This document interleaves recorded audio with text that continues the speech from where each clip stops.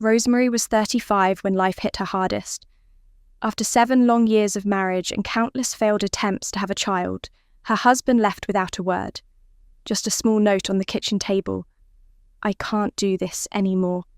I'm sorry." And just like that, he was gone. No goodbye, no face-to-face conversation, just silence where love used to be. She read the note over and over, hoping it would change. It didn't, and neither did the loneliness that followed.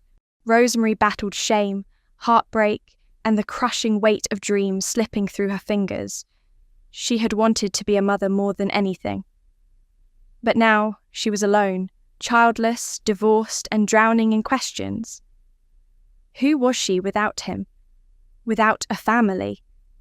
But Rosemary wasn't the kind of woman to stay buried beneath pain. Then, one afternoon, while volunteering at a child welfare centre, she met 5 boys who changed everything. They were brothers, all under 10, dressed in mismatched clothes, and eyes full of questions. Their parents had died in a fire, leaving them orphaned and unwanted. Relatives turned them away, unwilling to raise 5 children at once. One social worker described them as a package deal no one wants. Rosemary looked at them and saw more than abandoned children. She saw something familiar: pain, fear, and the kind of silence that only comes after being rejected too many times. That night, she couldn't sleep. Their faces lingered in her mind. She thought about how she once longed to be a mother, how that dream had been stolen from her. And now, here was a chance. Not the perfect, planned-out life she once dreamed of, but a real, raw, unfiltered kind of love knocking on her door. She didn't have much: a modest income, a small house, and no partner to share the burden. But she had a heart full of love, and it was screaming to be used. So she made a decision. One by one, she brought them home. First came Henry, the eldest, shy but fiercely protective. Then Kenneth, the quiet thinker with eyes that always seemed to be watching everything. The twins, Joshua and Joseph, arrived next, inseparable troublemakers with smiles that could light up the darkest room. And finally, baby Divine, the youngest, barely 5, with cheeks so soft you couldn't help but pinch them. The early days were chaos. School fees piled high.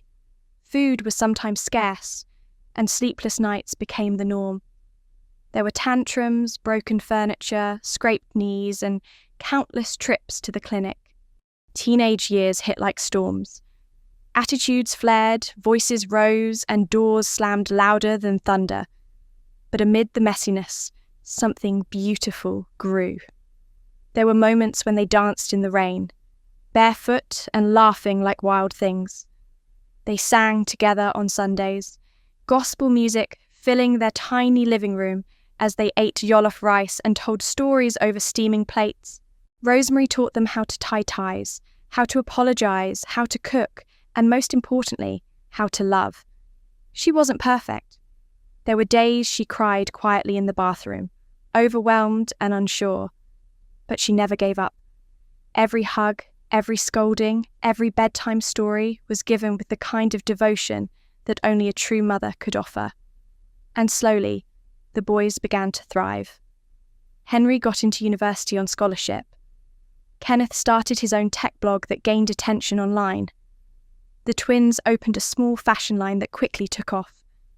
Divine, the baby, showed a gift for music that stunned everyone. As the years passed, they moved out. Some even left the country for work and studies. But no matter where life took them, they always came back home. To her.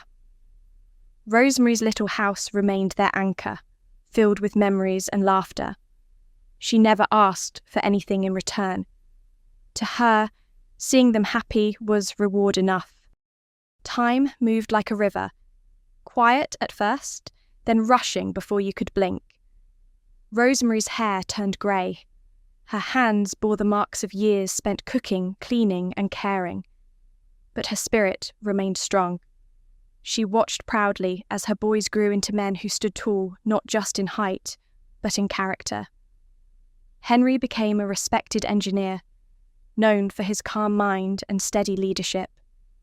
Kenneth built a name for himself in tech, creating apps that helped communities connect and thrive. The twins, Joshua and Joseph, expanded their fashion line across borders, dressing celebrities and dignitaries alike. Divine, the baby with the golden voice, became a rising star in music, touching hearts with lyrics that spoke of struggle, hope, and love. They travelled the world.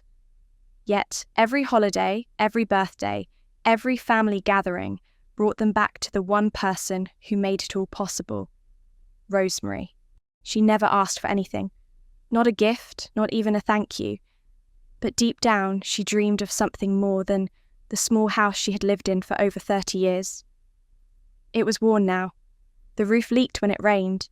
The floor creaked underfoot, and the paint had long faded. Still, she never complained. On the morning of her 60th birthday, she woke up to the smell of fresh bread and coffee. Her boys had come home, all 5 of them. They filled the house with laughter and chatter, teasing each other like they were still children. She smiled, watching them from her seat on the old wooden bench outside. Life had been hard, but this moment, was everything she ever wanted. Then Henry stepped forward, holding something wrapped in white cloth. "Mama," he said softly, "we have something for you." The others gathered around her, eyes full of anticipation. She looked at them, confused but curious. Gifts were rare. She always told them not to waste money on her. But this wasn't a small gift. Henry unwrapped the cloth, revealing a large silver key attached to a ribbon. Rosemary blinked. "What is this?" she asked, her voice barely above a whisper. Kenneth smiled. "It's yours now." Joshua and Joseph stepped aside, revealing a van parked just outside the gate. Inside were pictures, beautiful, glossy images of a brand new house. Spacious, modern, with white walls, wide windows, and a garden bursting with flowers. "We built it together," Divine said, kneeling beside her. "For you, for us, for our family." Tears welled up in her eyes.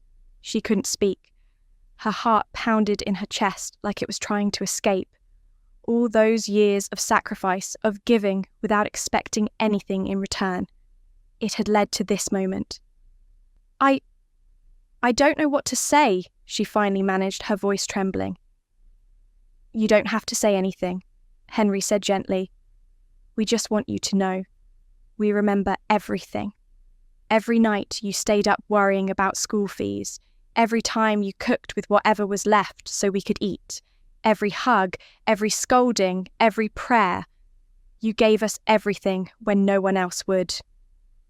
They helped her stand, guiding her toward the van. As they drove away from the house she had called home for so many years, she looked back one last time. Not with sadness, but with gratitude. That house held memories. Laughter, tears, growth, pain, and love. So much love. The new house was everything Rosemary never knew she deserved. Her boys had built the house with more than bricks and wood. They built it with gratitude, memory, and purpose. She moved in slowly, touching the walls like they might vanish beneath her fingers. There was a large kitchen where she could cook for all of them again, a wide living room where they could gather like old times, and a garden filled with roses, her favourite. But the surprises didn't stop there. Weeks after moving in, Henry sat beside her on the porch one evening as the sky turned orange. "Mama," he began, "we want to do something special." She looked at him, curious. "We want to give you something else. Something that belongs to you." Kenneth walked out with a thick folder, handing it to her carefully. "What is this?" she asked. "A gift," Joseph said. "A promise," Joshua added. Divine smiled. From us to you. She opened the folder and froze. Inside were documents, official, signed, sealed, a trust fund set up in her name, funded by all 5 of them. Enough to ensure she never had to worry about anything again. Medical care, travel, even a small business if she ever wanted to start one. You did this for me? She whispered. They all nodded. We owe you everything, Henry said. You gave us life when we had none. Now it's our turn to make sure you live well. Tears spilled down her cheeks, not tears of sadness or even joy, but of deep, unshakable fulfillment. This was not how her life was supposed to go. Once, she had dreamed of a husband, children of her own, a family built from blood. Instead, life had handed her pain, rejection, and silence. But then came 5 little boys who needed her more than anyone ever had, and through them, she found herself. Months after her 60th birthday, something else happened. Unexpected, almost surreal. One by one, each of the boys decided to get married, but not in isolation. Instead, they made a decision that stunned everyone. They planned a grand wedding.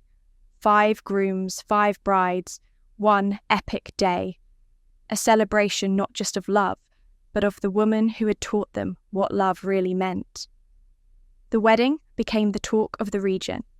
5 sleek suits, 5 glowing brides, music that echoed through the clouds, and a front row seat reserved for one person only, Rosemary. Dressed in royal blue, she sat with tears in her eyes and pride in her chest. The master of ceremony didn't even begin with the couples. He began with her. Before we celebrate these 5 men, let's honour the queen who raised them, alone, strong, and full of grace. The crowd stood. Applause thundered. And for the first time, Rosemary heard strangers call her a queen. After the wedding, photos of the event spread like wildfire. People wrote articles about her, organisations reached out, a publisher offered to turn her story into a book. She smiled at all of it, not for fame, but because her quiet sacrifices had finally found a voice. Now, every Sunday, she hosts lunch for her sons and their families. The once quiet house is now filled again with children's laughter, spilled juice, and toy cars under the table. Her grandchildren call her Mama Rose. Neighbours call her the Mother of Kings. And Rosemary, she calls herself grateful. She didn't get the life she prayed for. She got something greater. She didn't just adopt 5 boys. She raised 5 kings. Rosemary's journey shows that every life carries purpose, even when it feels empty or broken. She wasn't chosen by fate, yet her decision to love when no one else would change everything. With no husband, no wealth, and no clear path, she stepped into uncertainty with nothing but compassion. And that was enough. Her story reminds us that worth isn't decided by society's labels. Rosemary was once seen as childless, unwanted, forgotten. But in the eyes of 5 boys, she became everything. A guide, a protector, a mother. Love doesn't wait for perfect conditions. It thrives in the mess, in the hard days, in the quiet moments of sacrifice. And what we give freely, without expectation, often returns to us in the most unexpected and beautiful ways. Family, as Rosemary proved, isn't about blood. It's about who shows up, who stays, and who gives their heart completely. Her pain did not define her. Her choices did. And in choosing love, she built a legacy far greater than anything she ever imagined. Because sometimes what the world needs most is someone brave enough to care. If this story moved your heart, don't keep it to yourself. Like, comment, share, and subscribe to our YouTube channel for more powerful, real-life tales that inspire. Thank you very much for watching.